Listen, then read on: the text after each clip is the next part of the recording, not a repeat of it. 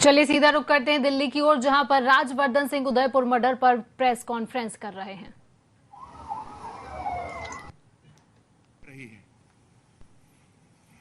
धन्यवाद मित्रों, इस विषय से संबंधित प्रश्न हो तो आमंत्रित। नीरज सर, अशोक गहलोत जी ने कल जोधपुर से निकल रहे थे तो उन्होंने कहा कि ये एक आपसी झगड़ा भी हो सकता है। राज्य के मुख्यमंत्री हैं, घटना हो चुकी थी, तो क्या उनको इतनी भी जानकारी नहीं थी कि इतनी बड़ी घटना जहाँ से आपको कह रहे हैं आप एक ही घटना है तो उसको आपसी झगड़ा लगा रहे थे? जब किसी राज्य के गृह मंत्री और मुख्यमंत्री जब इस तरह के बयान देते हैं तो या तो हास्यास्पद होते हैं या मन को दुख देते हैं। इतनी बड़ी जिम्मेदारी होने के बाद, इतना बड़ा पुलिस का तंत्र उनके नीचे होने के बाद, करौली के अंदर जब हिंसा हुई तो उन्होंने उसको जस्टिफाई कर दिया, ये तो जय श्री राम का नारा लगा इसलिए ये हुआ। ये सब बातें कट्टरपंथियों को हौसला बढ़ाती हैं। अभी जब वीडियो वायरल हुआ, उसकी पूरी जानकारी गृह मंत्री और मुख्यमंत्री के पास थी, उसके बावजूद भी उसको आपसी झगड़ा, उसको हत्या, मर्डर, या तो इनकेपेबिलिटी है, इनकेपेबिलिटी मुख्यमंत्री की, गृह मंत्री की, या फिर जानबूझकर इसको दबाने की कोशिश करी जा रही है। और ये दोनों चीजों से राजस्थान इन कट्टरपंथियों का अब अड्डा बनता जा रहा है।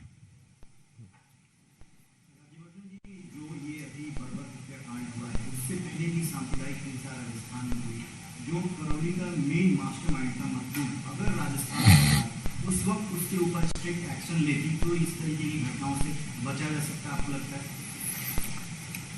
राजस्थान की सरकार, राजस्थान के मंत्री बार बार होटलों के अंदर जाते हैं अपनी खुद की सुरक्षा करने के लिए। एक के बाद एक होटलों के अंदर अपने आप को बाड़ेबंदी कर लेते हैं और फिर पुलिस के कई घेरे उनके चारों तरफ लगते हैं। पॉलिटिकल इंटेलिजेंस के लिए पुलिस की इंटेलिजेंस इस्तेमाल करी जा रही है। तो जाहिर सी बात है कि पुलिस का भी जो फोकस है वो साधारण जनता की सुरक्षा की तरफ नहीं है, या जो आतंकी संगठन बढ़ते जा रहे हैं राजस्थान के अंदर उनको रोकने की तरफ नहीं है। यह प्रशासन की गलती है। जैसे आपने मुझसे प्रश्न करा, बिल्कुल सीधी सीधी बात है कि जब कन्हैया ने रिपोर्ट करा कि उसकी जान को खतरा है तो सबसे पहले कन्हैया को पकड़ लिया गया और उसके बाद सुरक्षा भी प्रदान की गई, तो जो हत्यारा है उसके भाई को प्रदान की गई। 6 दिन तक दुकान बंद करके बैठा रहा, वो कब तक अपनी सुरक्षा कर सकता है? और उन 6 दिन तक लगातार उसकी रेकी हो रही थी। दुकान कब खोलता है, रहता कहां है, परिवार कौन कौन है, कब तक बच सकता था कन्हैया अकेला? जब राजस्थान सरकार, राजस्थान की पुलिस, राजस्थान का प्रशासन सिर्फ मंत्रियों और विधायकों की सुरक्षा में लगा हुआ है, तो यह घटना तो होनी ही थी। लेकिन इस घटना के पीछे कई सारे आतंकी संगठन हैं, कट्टरपंथी संगठन हैं, जो बार बार ऐसी घटनाओं को अंजाम दे रहे हैं राजस्थान के अंदर। यह अभी समाप्त नहीं हुई है, इसके बाद भी कई घटनाएं हो सकती हैं, संभव है। इसीलिए बहुत जरूरी है कि यह संदेश ऐसा जाए कि राजस्थान की सरकार जगे और अपनी जिम्मेदारी संभाले।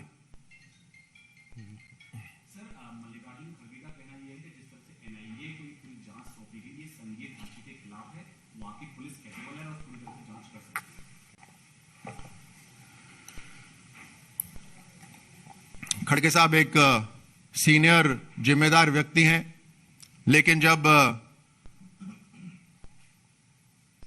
जिस तरह से कांग्रेस का सफाया हर तरफ हो रहा है, उसको रोकने के लिए हर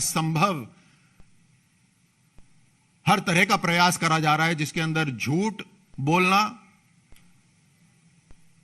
बड़ी साजिशों को कोई हल्का सा मर्डर बता देना, यह राजस्थान और देश के प्रति गैर वफादारी होगी।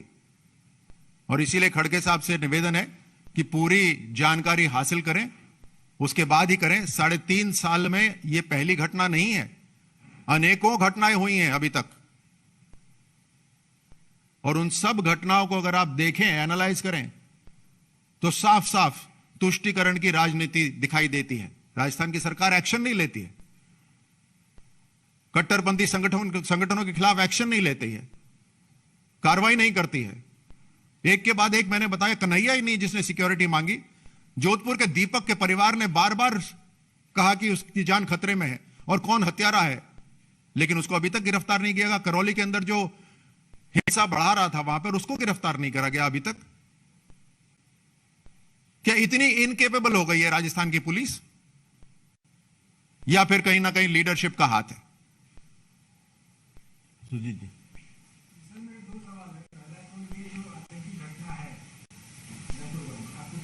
स्टेट स्पॉन्सर और प्रोटेक्टेड है, और दूसरा सवाल ये है कि जब एनआईए इस मामले की जांच कर रहा है तो आप चाहेंगे कि इसमें सियासी पहलुओं की भी जांच करें? जैसे आपने कहा है कि सियासत में प्राचीन और कई लोगों को सह देने वाला। आपके प्रश्न का मैं तकरीबन उत्तर पहले दे चुका हूं, लेकिन एनआईए अपने आप में केपेबल एजेंसी है, काबिल एजेंसी है, और वो हर तरह की जांच इसमें करेगी। किसी भी तरह से अगर किसी संगठन को, किसी कट्टरपंथी संगठन को, किसी आतंकी संगठन को किसी की भी अगर शय मिल रही हो, चाहे वो सत्ता में हो या पॉलिटिकल पार्टी में हो या कहीं पे भी हो, उसके ऊपर पूरी तहकीकात, पूरी जांच होनी जरूरी है। देश को, देशवासियों को सुरक्षित रहना जरूरी है। रविंद्र जी। कांग्रेस के कई बड़े नेताओं ने इस घटना की निंदा की, लेकिन साथ ही ये भी कहा कि जो देश में माहौल बीजेपी की सरकार ने फैला है, ये मोदी कई तरह के नाम लेकर, उसके कारण से ऐसी घटना घट रही है। आपने बंदा जानती है या दोस्त आपके ऊपर डाल दी? ये जो बातें करते हैं जो ऑपोजिशन वाले, जिसके अंदर एक तरफ तो वो इसकी निंदा करते हैं और दूसरी तरफ से वो इस तरह की जो बात करते हैं कि माहौल ऐसा है, वो बहाना दे रहे हैं, वो जस्टिफाई कर रहे हैं। वो जस्टिफाई कर रहे हैं हर आतंकी संगठन को और हर कट्टरवादी को कि ये सही है क्योंकि ऐसा हो रहा है। ये मन घड़ंत जो मैन्युफैक्चर्ड जो ये माहौल की बात कर रहे हैं, ये इनके दिमाग की उपज है, क्योंकि हर राज्य से इनकी सत्ता छिन रही है। इसलिए ये जो माहौल की बात करते हैं, ये इनकी ऑपोजिशन के दिमाग की उपज है। मैं चाहता हूं कि शांतिपूर्वक जरा एक बार अपने जो गवर्नेंस है उसको देख लें, और उसके बाद हर सरकारी एजेंसी के साथ मिलकर जो देश के खिलाफ काम कर रहे हैं उनको मिटाने के लिए काम करें, एक साथ मिलकर। चाहे वो राज्य सरकार हो, किसी भी राज्य की सरकार हो, चाहे कोई सी भी एजेंसी हो, ये मिलकर, लोकतंत्र में मिलकर काम करने की एक तरीका है, उस पर काम करें, ना कि ये ऐसे बयान दें।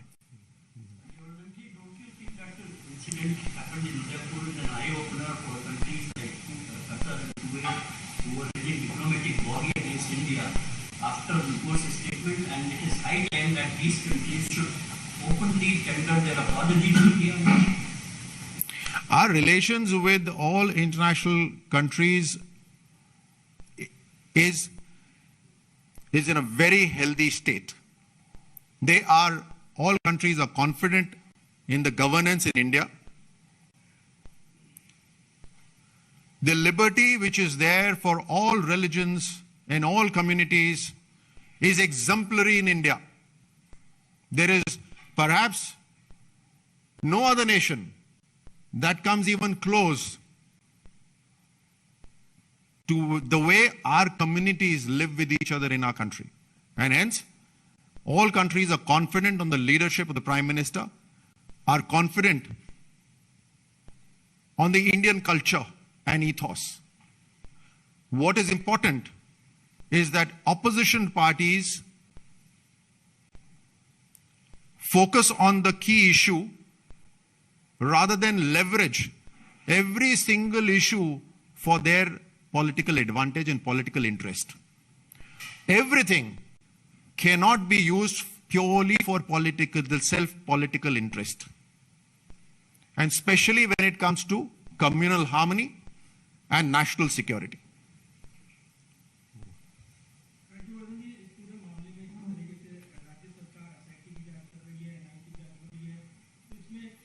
में कनेक्शन भी आया है सामने और ये कहा जा रहा है कि जो आरोपी हैं वो पाकिस्तान के दावत इस्लामी संगठन से जुड़े हुए थे, ऑनलाइन पोस्ट कर रहे थे। इसको कैसे देखते हैं? एक आतंकी संगठन का नाम आया है, किसी अखबार ने इसको छापा है, ये कहते हुए कि ये दो व्यक्ति हैं जिन्होंने ये आतंकी हमला करा, ये निर्मम हत्या करी कन्हैया की, कि वो उस आतंकी संगठन के साथ जुड़े हुए हैं। मुझे लगता है कि चाहे ये संगठन है या कोई दूसरा संगठन है, कट्टरपंथी संगठन, आतंकी संगठन, एनआईए इसकी पूरी जांच करेगी और इसके अंदर कौन शामिल है, कौन सा नेटवर्क इसमें काम कर रहा है, वो मुझे लगता है कि जब एजेंसीज की पूरी जांच हो जाए उसी के बाद हमें बात करनी चाहिए। लेकिन आज जो हम बात कर सकते हैं वो है जिस जिम्मेदारी से राजस्थान सरकार एक बार नहीं बार बार भाग रही है, वो जरूरी है, क्योंकि आज के बाद कल फिर आएगा और कल न जाने किसकी हत्या होगी। जितनी हत्याएं हुई हैं और जितनी हत्याएं आगे होगी उसके लिए पूरी तरह से राजस्थान की कांग्रेस सरकार, गहलोत साहब जिम्मेदार हैं। यह बात आज करनी बहुत जरूरी है।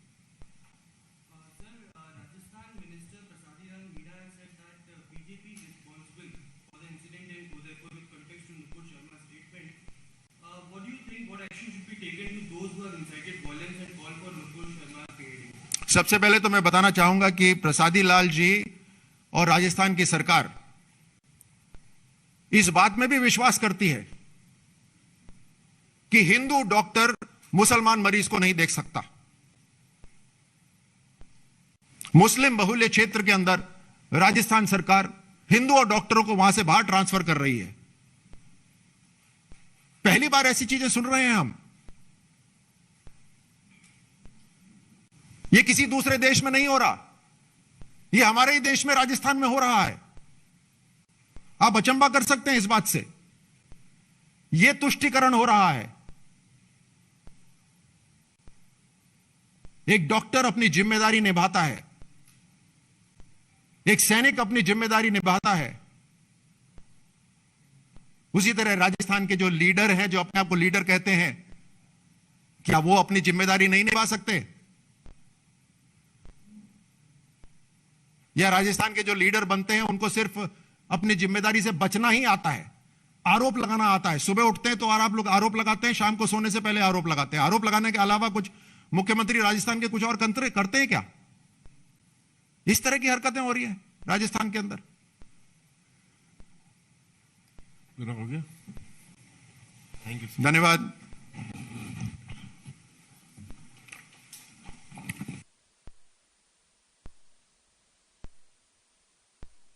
करते हैं जो ऑपोजिशन वाले, जिसके अंदर एक